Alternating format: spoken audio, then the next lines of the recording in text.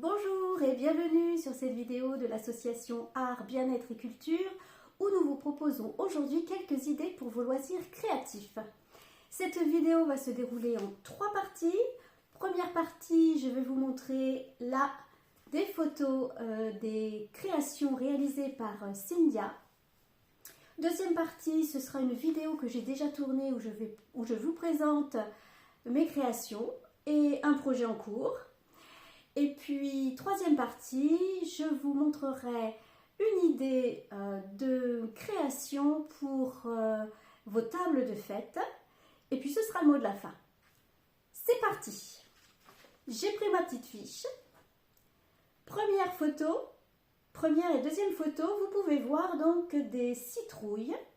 Donc, on est en automne, ça tombe bien. Des citrouilles que Cyndia a acheté chez Cultura et qu'elle a peinte à l'acrylique.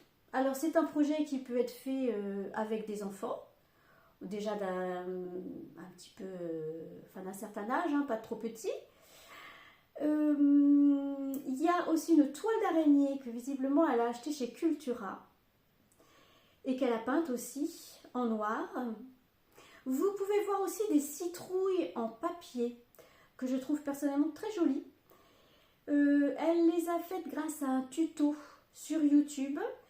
Alors elle ne m'a pas donné le nom du tuto, mais j'ai cherché pour vous. Et j'ai trouvé donc 2 chaînes qui font un tuto de ces citrouilles en papier. Donc je vous mettrai dans la barre d'information le nom de ces chaînes. Il y a Déco et Création DIY. Et puis il y a aussi la chaîne de Lily. Voilà, ça a l'air très facile à faire, pareil, ça peut être fait avec un enfant. C'est vraiment très bien pour occuper un petit peu tout le monde à la maison. Et puis vous pouvez voir aussi sur la photo, les photos, puisqu'il y en a 2 qui défilent, des citrouilles et un chapeau magique, donc un petit clin d'œil aux fans d'Harry Potter, qui ont été faits en pâte Fimo. Alors, pour celles et ceux qui ne connaissent pas la pâte Fimo, c'est une pâte genre pâte à modeler avec laquelle on fabrique des objets, des personnages, tout ce qu'on veut. Et puis après, on passe ça au four. Et une fois que c'est passé au four, c'est dur. On ne peut plus rien y changer. Et ça dure dans le temps. Donc l'idéal, c'est d'avoir plusieurs couleurs de pâte Fimo. Et puis voilà, ça peut être aussi un atelier avec les enfants. Chacun fabrique ces petites choses. Là, c'est vrai que c'est sur le thème de l'automne et de Halloween. Mais ça peut être un petit lapin ou des gâteaux. Enfin voilà, on fabrique un petit peu ce qu'on veut avec cette pâte Fimo. Et une fois que c'est cuit, super, on garde ça très longtemps. Alors... Ensuite, vous pouvez voir en photo un hérisson. Donc, Cyndia a commandé sur la mercerie Butinette. C'est vraiment plein de choses pour faire des loisirs créatifs. C'est un kit. Vous achetez le kit, vous fabriquez le hérisson en suivant les étapes qui sont décrites. Et puis, vous avez cette belle petite chose que vous pouvez voir. C'est pareil, ça peut être fait avec les enfants, c'est une bonne occupation, c'est chouette de pouvoir créer avec ses propres mains. Ensuite, en photo, vous voyez une mallette que Cyndia a appelée la mallette d'automne, puisqu'elle a peint dessus des motifs à l'acrylique. Elle a choisi ces motifs de façon aléatoire, mais sur le thème qu'elle voulait. Donc elle a acheté cette mallette chez Cultura. Alors là, elle a choisi de garder le bois brut, mais elle aurait pu très bien la recouvrir d'une couche de gesso et ensuite la peindre d'une couleur autre que bois. Donc ça peut être soit une couleur claire, soit une couleur un peu orangée. Ça peut être aussi une couleur foncée pour faire ressortir ensuite des motifs de couleur claire. Enfin, voilà, on choisit la couleur qu'on veut et puis on choisit les motifs que l'on veut. Là, elle l'a faite sur le thème d'Halloween. On peut faire ce qu'on veut, tous les thèmes que l'on veut. Une mallette par saison si on veut. Et puis on peut y ranger effectivement dans cette mallette nos décorations qu'on a faites. La mallette d'automne, on y met nos petites citrouilles, notre choix-peau magique. Voilà, on y met tout ce qu'on a fabriqué pour les ressortir à l'automne prochain. Donc je trouve que c'est une très bonne idée. Ensuite, vous pouvez voir comme en photo un fantôme que Cynthia a fait au crochet. Alors, c'est un tuto qu'elle a trouvé sur YouTube, la chaîne Tata Crochet Patterns. Je vous l'écrirai aussi en barre d'infos. C'est facile parce que c'est bien pour les débutants, c'est facile d'accès parce que Cynthia n'avait jamais fait de crochet avant en fait. Et donc elle a démarré par commencer par faire une tulipe et puis après elle s'est mise à faire le fantôme. Donc c'est vraiment idéal pour les débutants, même j'ai envie de dire une ado, peut-être même une enfant qui est proche de l'adolescence, voilà, 11-12 ans, faire ça au crochet. Donc il y a plein de petites choses, on peut même faire des citrouilles au crochet, enfin, il y a plein de choses à trouver, à dégoter sur YouTube, c'est trop bien. Et donc là, bon, on est encore dans le thème d'Halloween, mais je trouve qu'il est très mignon ce fantôme, il est super. Ensuite, nous allons passer à la partie couture. Cynthia est passionnée par la couture. Elle a fabriqué des marque-pages que vous pouvez voir en photo, des marque-pages en tissu. Donc, bon, vous voyez, hein, la forme est très simple. Il suffit de découper dans 2 tissus différents la même forme, de la même taille. On coud endroit contre endroit en laissant un espace pour le retourner et surtout en laissant un espace en haut du marque-page puisque une fois retournée, elle y glisse un petit ruban et ensuite elle pique tout autour pour bien consolider le marque-page. C'est très simple, c'est une super idée je trouve. On peut les faire de toutes les tailles, de toutes les largeurs, avec n'importe quel tissu. Enfin, alors là, j'ai envie de dire, tout est possible. Hein. Je veux dire, on peut faire des marque-pages aussi bien pour les hommes que pour les femmes, que pour les enfants. Enfin, forcément, on va trouver un tissu qui va plaire à telle ou telle personne. C'est un très beau cadeau, je trouve, pour Noël. Une très bonne idée de cadeau pour Noël. Ensuite, qu'est-ce que nous avons? Alors, nous avons un peignoir. Un peignoir qu'elle a cousu pour un enfant. C'est le modèle Pastèque de Clafoutis. Donc, Pastèque, c'est le nom du modèle. Clafoutis, c'est la marque. Je vous mettrai aussi en barre d'infos. C'est un patron... je ne trouve pas mes mots. C'est un patron accessible aux débutants. Voilà, accessible aux débutants. C'est pas obligatoire, mais si vous avez une surjeteuse, vous irez un tout petit peu plus vite pour faire ce peignoir. Je trouve que c'est aussi une excellente idée de cadeau pour Noël. Il suffit de bien connaître les mesures de l'enfant à qui vous voulez le faire. Après, c'est pareil, vous choisissez le tissu éponge que vous voulez. Vous pouvez même sûrement rajouter une petite déco pour bien personnaliser le peignoir. D'ailleurs, Cynthia vient juste de terminer un peignoir homme dont elle a fait broder le dos par une personne qui a une belle machine à broder bien efficace, professionnelle. Elle a fait broder au dos une tête de pirate. Voilà, et elle a fait donc ce peignoir pour homme. J'ai pas de photo à vous montrer, peut-être dans la prochaine vidéo. En tout cas, je trouve que c'est une super idée de cadeau. C'est vraiment personnalisé et puis c'est super utile. Un peignoir de bain, voilà, c'est super utile. Écoutez, on en a fini avec les créations de Cynthia. Je vous laisse en compagnie de la petite vidéo avec mes créations et on se retrouve à la fin pour l'idée de vos tables, pour décorer vos tables de fin d'année. A tout de suite. Rebonjour. Alors, moi de mon côté, je vais vous présenter ce que j'ai fait. ces derniers temps. On va commencer par du tricot. J'ai pris un modèle sur le catalogue Katia. Je crois que c'est c'est le printemps-été, mais je ne sais pas de quelle année.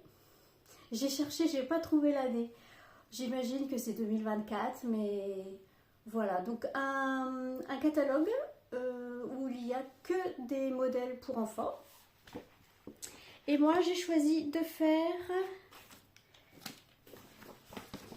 ce gilet qu'on voit là, avec donc sans manches plutôt, avec des petits volants sur les épaules et des petits boutons pour boutonner le gilet. Voilà, je l'ai fait en taille 4 ans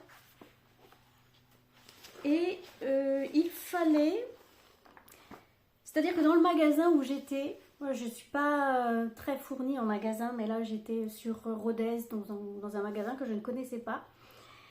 Et il n'y avait pas la laine qui était préconisée, donc c'était la qualité Mimosa, qui apparemment c'est une grosse pelote de laine. Il n'y avait pas, donc j'ai acheté sur les conseils de la vendeuse, j'ai acheté 4 pelotes de... vous allez voir à l'envers, je ne sais pas. Moi là pour le moment je le vois à l'envers. C'est du Rico Baby. Dream Deca. Et le coloris, je pense que c'est ça, le coloris, les chiffres qui sont là.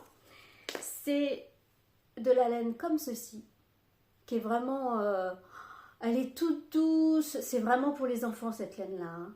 Alors, je dirais même pour les adultes. Elle est toute douce, elle est très jolie, très, vous voyez, il y a plusieurs couleurs. Ça fait un bon rendu, vous allez voir bientôt. C'est 50% d'acrylique et 50% de polyamide. Donc il n'y a pas du tout de laine, laine de mouton. Et voilà ce que ça donne. Alors voilà, je ne suis pas assez loin. Alors bon, c'est pas parfait au niveau du boutonnage. J'ai eu un peu de mal à faire quelque chose de parfait. Mais sinon, je le trouve très joli. Avec les petits volants là sur les épaules. C'est vraiment très choupinou. Donc c'est pour ma petite fille.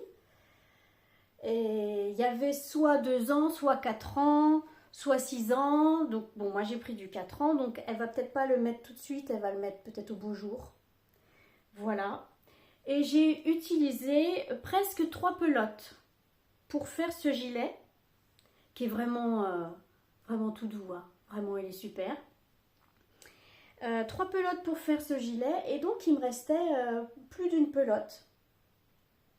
Je vous montre de dos. C'est du point de riz. C'est du point de riz et voilà, il n'est pas parfait, mais bon.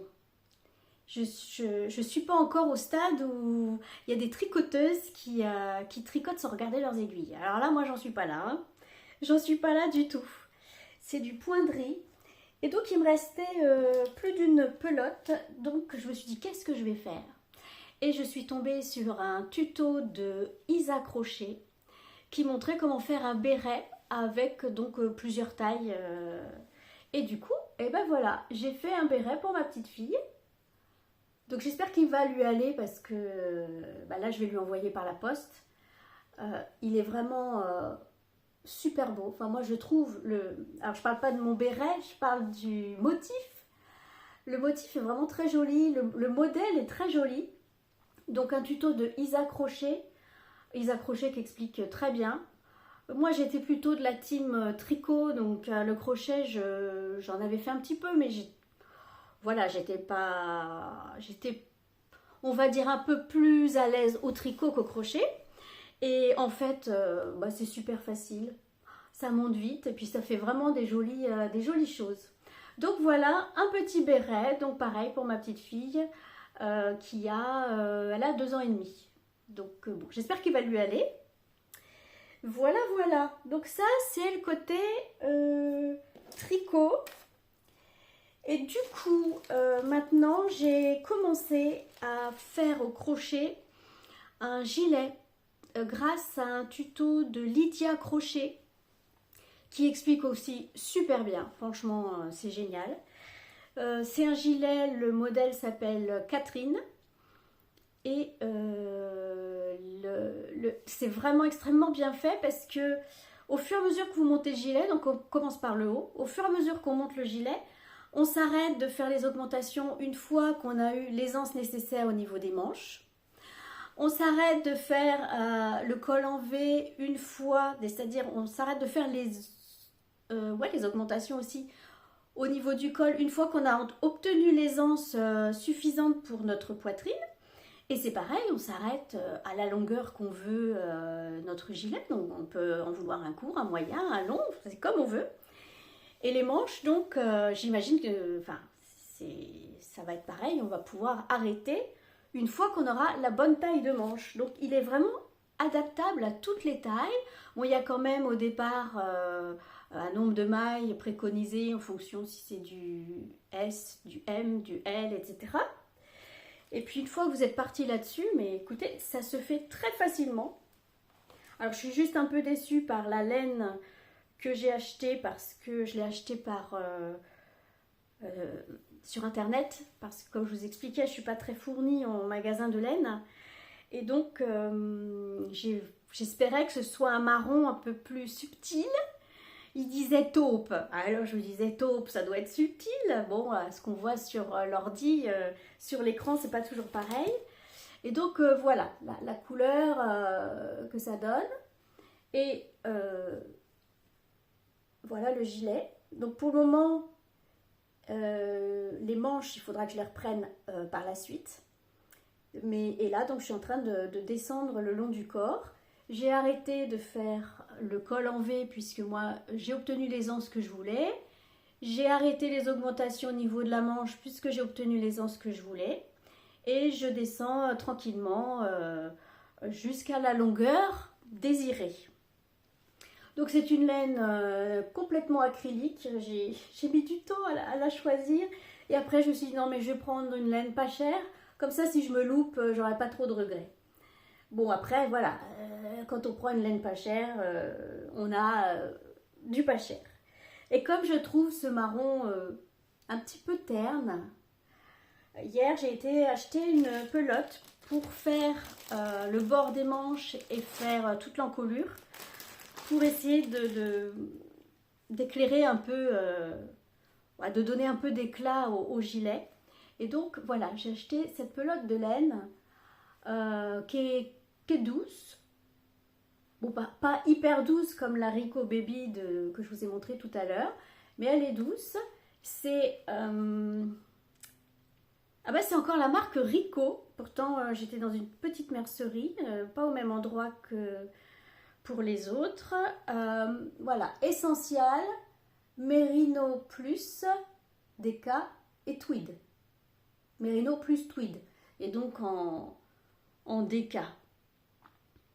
Alors, moi de mon temps, il n'y avait pas fingering, DK, sport, il n'y avait pas tout ça. Hein. Nous, voilà, ton fil, tu le tricotes en telle taille d'aiguille et puis point barre. Hein. Maintenant, il y a un langage autour du tricot qui est assez impressionnant. Dedans, il y a 45% d'acrylique, 45% de laine et 10% de viscose. Donc la laine, évidemment, c'est du mérino. J'ai oublié de vous dire que le gilet, pour ma petite fille, je l'ai tricoté en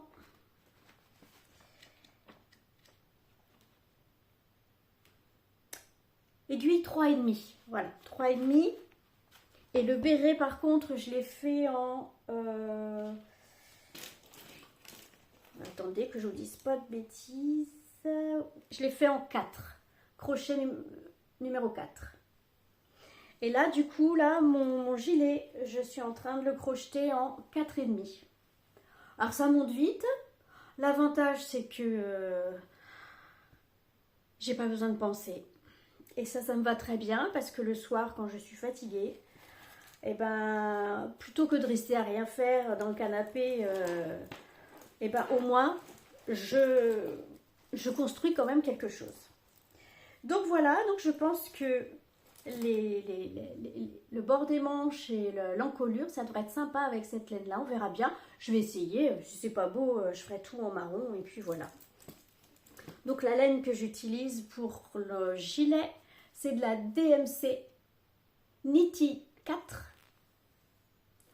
Donc pur acrylique. Hein. C'est de la laine pure acrylique. Et normalement, elle se tricote en 4. Voilà. Aiguille et crochet numéro 4. Donc, à la prochaine vidéo, j'espère que je vous montrerai terminé. Excusez-moi, des fois je regarde à droite, mais en fait, je dois regarder là pour être face à vous. J'ai pas encore trop l'habitude. J'ai eu du mal à trouver une place pour me filmer. Et là, je suis assise par terre dans la chambre. Pour tricoter, faire le... Alors, je connaissais pas ça non plus, hein, j'ai découvert des petits marqueurs, pour se repérer dans son tricot, dans son crochet. Donc là, pour le gilet que je crochette, j'avais besoin de 4 marqueurs, donc c'est très pratique. J'ai acheté ça sur la même mercerie en ligne. Hein, j'ai acheté ça chez Rascol. Stitch Makers. Voilà. Il y en a 7. 7 dedans. Allez savoir pourquoi 7. Bon, en général, c'est 5, 10. Bon, voilà, c'est 7. Et après, je me suis dit, mais c'est vrai, j'ai des espèces d'épingles à nourrice en forme de gourde que j'avais acheté pour mon activité Junk Journal. Et je me suis dit, ça devrait pouvoir faire l'affaire. Je ne sais pas si vous avez déjà essayé. Bon, moi, j'essaierai la prochaine fois que j'en aurai besoin. Parce que ça fait, ça fait épingle à nourrice. En forme de gourde. Donc, ça peut, ou ça peut même être juste un... Vous savez, il y en a qui mettent des marqueurs sur leurs aiguilles à tricot pour savoir... quand ils tricotent, combien ils ont tricoté dans la soirée ou depuis la dernière fois, bref. J'essaierai, on verra bien si c'est bien. Donc là, on a vu notre côté tricot crochet. Donc pour vous donner des petites idées pour vos activités, il y a plein de modèles sympas dans ce livre magazine. Comment ça s'appelle? Bon, un livre de modèles, quoi, de Katia. Katia, qui est une laine espagnole. Je croyais que c'était italien, mais c'est espagnol. Et le modèle que j'ai tricoté s'appelle... il s'appelle... oui, Mimosa, comme le nom de la laine préconisée. Et j'ai repéré là-dedans un gilet... pour garçon que je trouve très sympa et je pense que je vais le faire pour mon petit-fils. Où est-il? Ah, j'arrive pas à le... Ah si, je crois que je l'ai trouvé. Oui, voilà. Alors, voilà. C'est le gilet que vous voyez là avec des couleurs différentes, rayées. Là, on le voit de dos avec la capuche. Moi, je trouve très sympa. Je pense que je vais le tricoter pour mon petit-fils. Ensuite, bon, j'ai presque plus de batterie. Enfin, j'ai 20% de batterie. On va passer à une autre activité que j'adore. Vous n'allez pas tout voir aujourd'hui. Je vous en garde pour la prochaine fois. On va passer au coloriage. J'adore colorier. Depuis que je suis toute petite, j'adore colorier. C'est quelque chose... Donc, je ne vais pas vous montrer ceux que j'ai pas trop bien réussi. Je vais vous montrer ceux qui sont bien. Enfin, qui sont montrables. Voilà, donc j'ai fait cette jolie demoiselle qui est en train de peindre des papillons. Donc j'ai fait une base d'aquarelle. Il y a aussi des crayons de couleur. Et puis le fond est fait avec du pastel sec. C'est trop bien le pastel sec pour faire les fonds. C'est un album à colorier que j'avais acheté chez Action. J'espère que vous ne verrez pas à l'envers. parce que là, pour le moment, je vois que c'est écrit à l'envers. Bon, ça fait quelques années que je l'ai, donc je pense qu'il n'est plus en vente, ce magazine, mais ils en mettent régulièrement chez Action. Donc, alors, le papier n'est pas un papier de fou, mais on arrive quand même à mettre un peu d'aquarelle, pas faire de l'aquarelle dans l'humide, mais on peut faire un peu d'aquarelle. Bon, là, il y a le papillon là qui est un peu raté, j'ai voulu tester quelque chose et ça n'a pas fonctionné. Mais voilà, j'aime bien, j'essaie de pas trop m'éparpiller en couleurs parce que c'est un de mes petits défauts. Je m'éparpille. Et il ne faut pas trop mettre de couleurs, il faut faire des combos de couleurs. Alors maintenant, je vais vous montrer. Donc c'est pareil, c'est un album à colorier que j'avais acheté chez Action il y a quelques années aussi. Qui est très beau et les feuilles sont beaucoup plus épaisses. Et là, on peut faire un peu plus d'aquarelle. Et donc j'avais testé avec de l'aquarelle assez mouillée, on va dire. Évidemment, c'est quand on veut montrer qu'on ne trouve pas. C'est toujours comme ça. Ça, c'est la première chose que j'ai faite dans cet album. Donc avec de l'aquarelle. Que de l'aquarelle et ensuite un petit peu d'aquarelle métallique. Voilà, et j'ai trouvé que le papier réagissait très bien à l'aquarelle, donc je me suis dit cool, on va continuer. Donc après, j'ai fait cette petite chose, je ne vous montre pas l'autre page tout de suite, cette petite chose que je trouvais très jolie. Donc pareil, aquarelle métallique, il doit y avoir un peu de crayon de couleur aussi, et alors le fond était blanc à l'origine, et donc j'ai fait de la gouache noire pour que le fond soit noir. J'ai fait aussi donc cette jolie demoiselle. J'ai fait des tests aussi avec de l'aquarelle, avec des crayons aquarellables, avec des Neocolor 2. C'était un plaisir de la colorier, de la peindre. J'ai utilisé aussi des marqueurs acryliques. Voilà. J'ai fait aussi cette jolie jeune femme.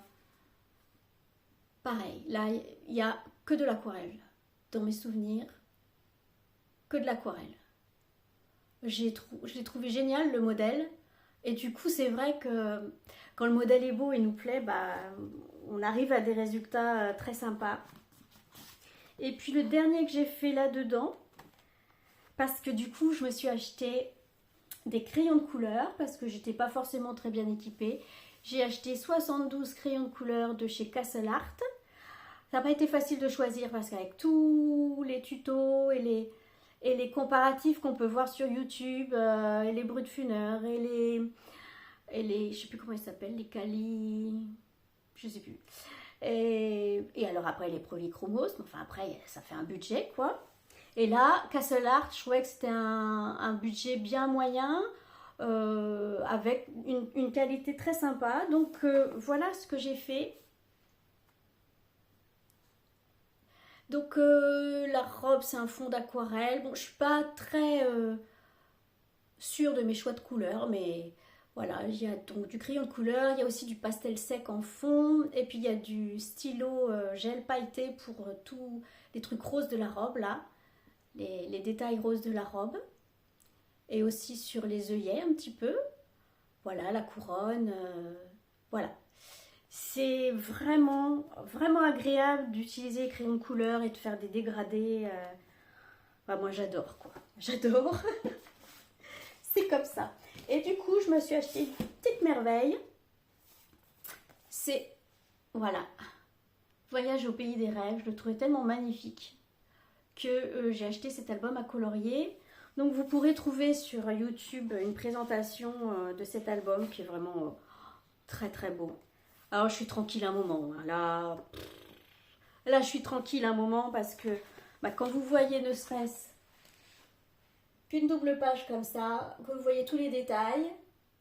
Après tous ne sont pas plein de détails comme ça. Hein. Vous voyez, il y a des pages où c'est plus léger. Et ça laisse place à la créativité. Donc pour le moment, j'ai juste en fait débuté la page de garde avec le cadre où j'ai essayé de faire un effet or, effet cuivré. Et puis voilà, j'y vais tout doucement parce qu'il est tellement beau. Puis j'ai pas envie de l'abîmer. Mais il y a vraiment de très très belles pages. Mais je vous dis, sur YouTube, vous allez trouver des présentations de cet album. Il n'y en a pas beaucoup, il n'est pas très connu pour le moment, mais vous allez en trouver. Eh bien écoutez, je crois que j'ai fait le tour. Vous allez voir sûrement avant ou après cette vidéo, j'ai fait des marque-pages, pareil à l'aquarelle et avec des tampons. Et j'ai pris des photos, donc je vais essayer de faire un diaporama avec ça. Eh bien pour le moment, je vous laisse. Je coupe la vidéo, de toute façon j'ai plus beaucoup de batterie. Et puis j'espère que ça vous aura plu et que ça vous aura donné quelques idées. Et je vous dis à bientôt pour la suite. Alors j'espère que toutes ces idées créatives vous ont plu. Je viens donc vous parler de ce que j'ai mis en place depuis quelques années et que je développe au fur et à mesure des naissances, on va dire, au fur et à mesure des naissances. Voilà, j'ai créé un set de table pour les fêtes de Noël, surtout pour les fêtes de Noël, mais ça marche aussi pour les fêtes de fin d'année. Je vais vous montrer ça, j'espère que ça va passer à la caméra. Voilà. Donc c'est un set de table. Donc en haut, il y a un tissu rouge, bah oui c'est Noël, donc c'est un tissu rouge. En deuxième moitié en bas, nous avons un tissu de fête. Bon là, il y a un petit peu de brillant, je ne sais pas si vous voyez briller. Au dos, donc ce set de table est doublé par un autre tissu rouge. Voilà, moi je l'ai choisi avec un effet un peu moiré. Et en haut du set de table, j'ai rajouté une broderie. Donc j'ai brodé le prénom de la personne et de chaque côté du prénom, j'ai brodé ceux qui la passionnent. Moi par exemple, parce que c'est le mien, c'est un livre et une plume parce que j'aime écrire. Et puis nous avons de l'autre côté une mandoline parce que je joue de la mandoline. J'ai fait donc un set de table par personne. Donc vous voyez, toujours sur le même principe. Donc là, vous voyez, Ludivine, qui aime les chaussures et les sacs à main et qui aime les animaux. On apprend de ses erreurs. Je ne savais pas, avant je ne savais pas qu'il fallait laver le tissu avant de le coudre et de l'assembler. Parce qu'un tissu, quand il passe au lavage, a tendance en général à se rétrécir. Pas systématiquement, mais il rétrécit. Ce qui fait que si on assemble comme là le tissu avant le lavage, après le lavage, eh ben, il est plus franchement bien nickel. Et surtout, cette bande de broderie a rétréci. Et on le voit donc ici. Il est sorti du biais. Parce que, donc vous voyez, j'ai mis un biais tout autour du set de table. Il est sorti du biais parce qu'il a rétréci, il ne devait pas être bien fixé. Donc, on apprend de ses erreurs. Voilà. J'ai évidemment pas été aussi très... comment dire? J'ai pas été assez fut-fut, je trouve, assez rusée. Mais vous voyez cette bande de broderie, à la base elle est blanche, mais suite au lavage, eh ben, elle est rose. Bah oui, si le tissu est rouge, il a dégorgé. Bon, c'est pas grave, rose c'est joli aussi. Donc je l'ai fait au fur et à mesure des naissances. Donc un dernier que j'ai fait récemment, c'est celui-ci. Donc là, je l'ai lavé à la main. Ce qui fait, c'est mieux, vaut mieux laver ce genre de choses à la main. Déjà, vous voyez, le blanc est resté blanc, le blanc de la broderie est resté blanc. Le rouge n'a pas dégorgé, je ne l'ai pas fait tremper très longtemps.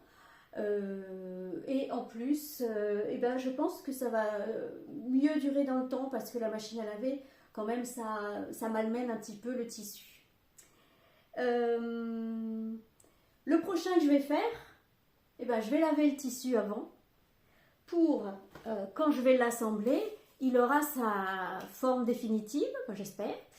Et puis après, le set de table ne devrait plus bouger et à chaque fois, je les laverai à la main pour garder le blanc de la broderie. Et bien écoutez, cette vidéo est maintenant terminée. J'espère que ces idées de création vous auront plu. Il y a en préparation une vidéo sur les plantes, leur entretien, les boutures. Donc ça, c'est Gaëlle qui doit s'occuper de ça. Et puis, il y a aussi une vidéo en préparation, toujours par Gaëlle, d'une chronique littéraire, parce que Gaëlle adore lire. Elle lit des livres qui emmènent surtout au voyage. Elle doit nous finaliser tout ça. Donc, écoutez, restez à l'écoute. Et puis, peut-être que le mois prochain, on vous fera encore une vidéo d'idées de loisirs créatifs. Je vous souhaite plein de bons moments de création. Je vous souhaite très bonne soirée, très bonne journée selon l'heure à laquelle vous écoutez cette vidéo. Et on vous dit à bientôt!